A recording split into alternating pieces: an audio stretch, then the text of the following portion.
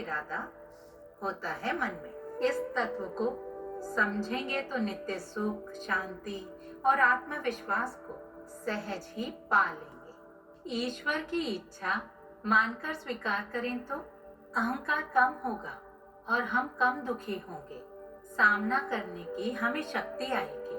स्वरूप से तादात्म्य का प्राधान्य होगा। प्रहलाद ने हर चीज को ईश्वर इच्छा माना तो हर परिस्थिति का साहस से सामना करके विजयी हुआ। ऐसा मनोभाव होगा तो हम आगे बढ़ पाएंगे। कई लोगों के जीवन में जन्म से ही ना जाने कितने कटु अनुभव होते हैं, दुखदायी अनुभव। बचपन में ही पिता का स्वर्गवास या पति का देहांत हो गया या बच्चों का निधन। ऐसे कितने ही लोग ऐसे कटु अनुभवों से गुजरते हैं। ये सोचकर हमें भी दुख होता है। ऐसे दुखद अनुभवों से कई परिवार गुजरते हैं, कई तो डिप्रेशन में चले जाते हैं। ये ऐसा होगा जैसे बीज को पानी में डालकर रख दें। बीज अंकुरित नहीं होगा, सड़ जाएगा। अतः बच्चों, दुखी रहकर जीवन को गवाओ मत। चरैवेति।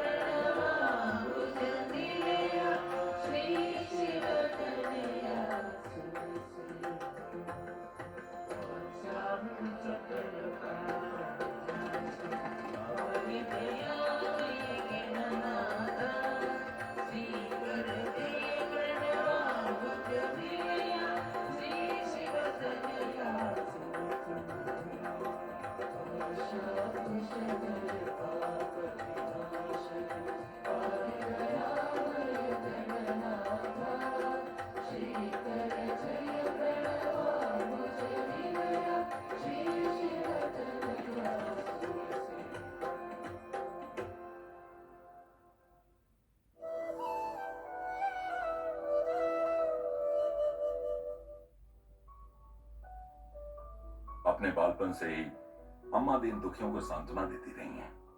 अम्मा की बाहें अनेकों लोगों के लिए मन का बोझ हल्का करने हेतु आश्रय स्थान रही हैं। उनकी साड़ी का पल्लू असंख्य लोगों के आंसू सोख चुका है। उनके कान अनेकों के दुखड़े सुन चुके हैं। अम्मा का उद्देश्य सदा जरूरतमंदों का उत्थान रहा है। असल में अम्मा के प्रथम लोकोपकारी प्रकल्प की नींव इसी तरह पड़ी। आइए हम अमृता निकेतन को गहराई से देखें, एक ऐसा अनाथाश्रम जिसे सक्रिय करुणा द्वारा रूपांतरित किया गया है। परिस्थिति कुछ ऐसी थी कि मैं ना जी सकती थी ना मर सकती थी। मैं लक्ष्मी हूँ। किसने दिया मुझे ये नाम? मैं अम्मा की लक्ष्मी हूँ। मेरे माता पिता भिखारी थे। मेरे 3 बहन भाई थे। बेहद गरीबी थी। मेरी पहली स्मृति है किसी झुग्गी झोपड़ी की। शराब के सेवन से मेरे पिता होश में नहीं रहते थे। वो मेरी माँ को बेरहमी से पीटते थे। एक दिन वो शराब के नशे में धुत घर आए और झोपड़ी में आग लगा दी।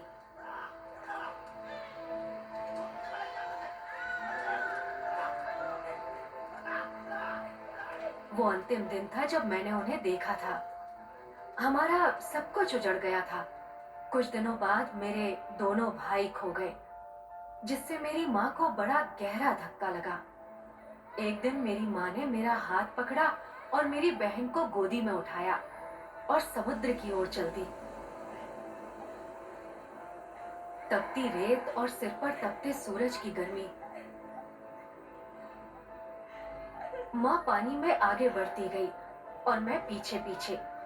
घुटनों तक पानी आया तो वो पल भर को ठिठकी। एक लहर आई और मेरी छोटी सी बहन को उठाकर नीले समुद्र के पानी में फेंक गई। मैं मुंह खोले खड़ी थी, नहीं जानती थी क्या करूं। माँ ने मेरी बाह पकड़कर तट की ओर खींचा और पलटकर देखा तक नहीं। मैं बीच से काफी दूर जाकर भी पीछे मुड़ मुड़ कर देखती रही थी कि शायद कोई सफेद पक्षी उड़ता हुआ आए और मेरी छोटी बहन को उठाकर सुरक्षित स्थान पर ले जाए। मेरी माँ रेल की पटरियों की ओर चल पड़ी, मुझे भी साथ खींचती हुई। मैं उनके साथ साथ नहीं चल पाई और उनका हाथ मेरे हाथ से छूट गया और अचानक मेरी माँ ओझल हो गई।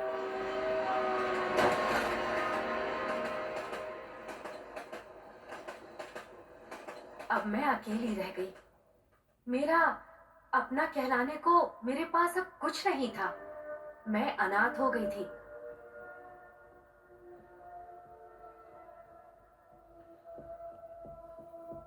रेल की पटरी पर दर्दनाक मौत को देखने के लिए कई लोग जमा हो गए थे। एक आदमी ने मेरी बाह पकड़ी और चल दिया। उसे नौकर की जरूरत थी, लेकिन आखिर उसे और उसके परिवार को एहसास हुआ कि मैं घर काम के योग्य नहीं थी। मेरी दशा देखकर एक पड़ोसी ने मुझसे कहा कि वो मुझे चोरी छिपे किसी सुरक्षित स्थान पर ले जाएगा और मुझे एक माँ की स्नेहमयी बाहों में पहुंचा दिया गया। ऐसा वात्सल्य की सैकड़ों माएं मिलकर भी न दे पाए। अमृता निकेतन ऐसी जगह है जहां अम्मा का वात्सल्य कर्म के रूप में प्रकट होता है। ऐसी जगह जहां मुझे सैकड़ों भाई बहन मिले, सब प्रेम की डोर से बंधे। एक ऐसी जगह जहां मैं आखिर जी सकती थी। सन 1964 में कोल्लम के दक्षिणी भाग में स्थित पारिपल्ली नामक कस्बे में एक अनाथाश्रम की स्थापना की गई। 1989 में इस अनाथाश्रम की स्थिति दयनीय हो गई, जब सैकड़ों बच्चे सड़कों पर आने को विवश हो गए। अधिकतर बच्चे झुग्गी झोपड़ियों से थे, ऐसे परिवारों से जिन्हें पिताओं ने छोड़ दिया था, जिनकी मां नहीं रही, जो अनाथ हो गए थे और कई तरह की दुखद परिस्थितियों से आए थे।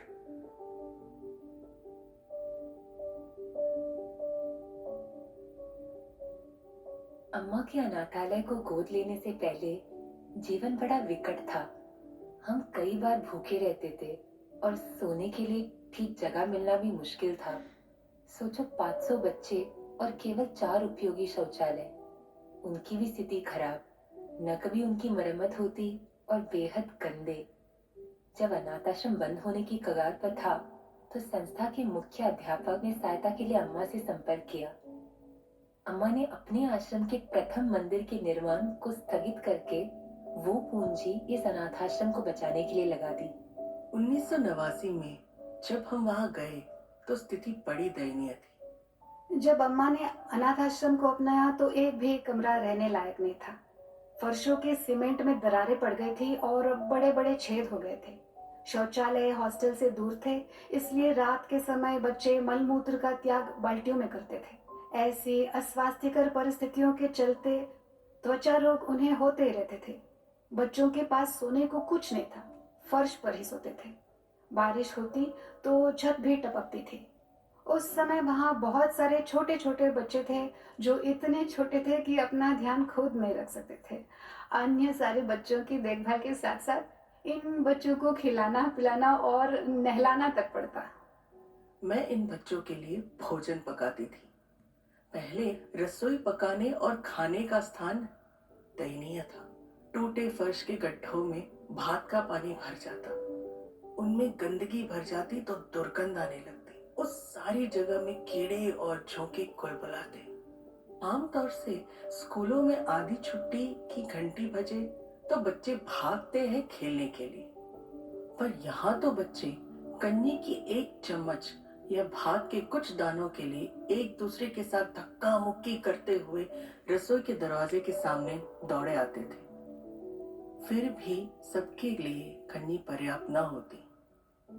अम्मा के हस्तक्षेप के बाद तेजी से सुधार होने लगा। नई सुविधाओं का निर्माण हुआ, जैसे कक्षाएं, आवास, खेलने का मैदान, हॉल और नई चिकित्सा सुविधा। बच्चे हमारी हर काम में सहायता करते थे, चाहे भोजन पकाने का काम हो, बागवानी का या सफाई का। धीरे धीरे बच्चों का अम्मा और आश्रम वासियों के साथ गहरा नाता जुड़ गया। इतना कि आज 25-30 वर्षों बाद भी उनमें से कई लोग अम्मा की संस्थाओं में कार्यरत हैं और हमारे साथ संबंध बनाए हुए हैं। अम्मा ने हमारे दिलों में करुणा का स्रोत पैदा किया। इन छोटे छोटे भूख से पीड़ित बच्चों को देखकर हमारा दिल भर आता था। यहाँ रहने वाले बच्चे हमें बताते हैं कि अम्मा के अनाथ आश्रम को संभालने के बाद ही हमने भरपेट खाना खाया है। अम्मा का स्कूल को हाथ में लेना एक वरदान था। हमारे जीवन बदल गया, या कहो कि हमें जीवन दान मिला। हमारे पालन पोषण में अम्मा के ब्रह्मचारियों व ब्रह्मचारिणियों का बड़ा हाथ रहा है। कई बार शुरू में उन्हें भूखा सोना पड़ता था क्योंकि भोजन पर्याप्त नहीं था, किंतु उन्होंने हमेशा हमारे खाने पीने का पूरा ध्यान रखा। उन्होंने हमारे कपड़े धोए और हमारी साफ सफाई और स्वास्थ्य का ध्यान रखा। उन्होंने हमें संस्कार और धर्माचरण की शिक्षा दी और अनुशासन सिखाया।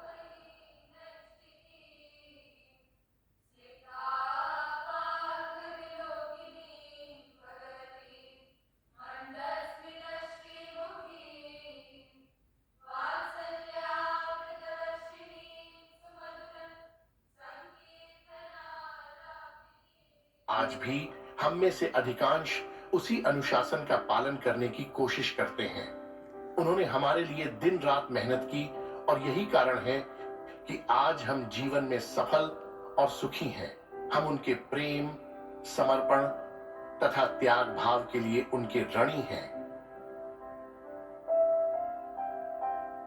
मैं केरल के शस्योत्सव ओणम से कुछ दिन पहले अनाथ आश्रम में पहुंची थी। यहाँ जो स्नेह और ध्यान मुझे मिला वो मेरे लिए एक नवीन अनुभव था। कुछ दिन बाद कुछ बच्चों के संबंधी उन्हें घर लेवा ले गए। मेरे लिए कोई नहीं आया। हम मुट्ठी भर लोग अनाथ आश्रम में ही रहे। मैंने उनमें से एक बच्ची से पूछा, तुम्हें कोई घर ले जाने आएगा? वो बोली, नहीं। मैंने पूछा, तो तुम दुखी नहीं हो? मुस्कुराते हुए उस लड़की ने मेरा हाथ पकड़ा और कहा, हम क्यों दुखी हो? हम सब अम्मा से मिलने आश्रम जाएंगे। अम्मा हमें ओणम के विशेष व्यंजन खिलाएंगी। वो हमें झूले में बिठाकर अपने हाथों से झुलाएंगी। हमारे साथ गाएंगी, नाचेंगी, हम सबको दर्शन देंगी।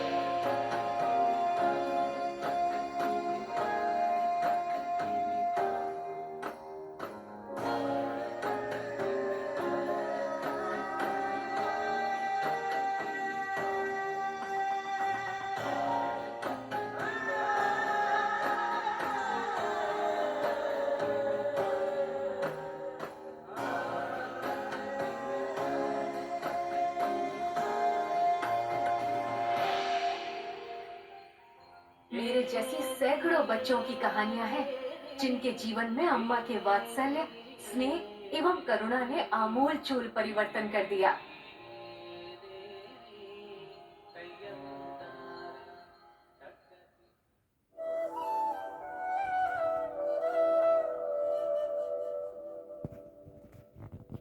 दुनिया में स्वास्थ्य से बड़ा उपहार